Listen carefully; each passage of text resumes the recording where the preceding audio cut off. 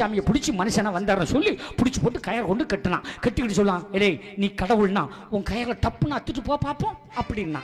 அவர் கம்முன்னு இருந்துகிட்டு, ஏன் பம்மீரு என் மகனே பதுங்கீரு கண்மணியே,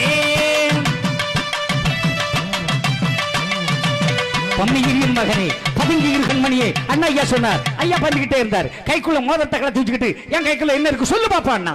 அவர் சொல்லுகிறார், எல்லாம் படைத்த ஏகன் திருவை அல்லா நினைத்தது போலாக அன்றி பொல்லா மனிதன் நினைத்ததாக. தெச்சனம் வந்துதித்து ஐயாவை சாமியோ என்றடித்தான். சுற்றி கயிறு கொண்டு கட்டி ஐயாவை தான் இழுத்தான்.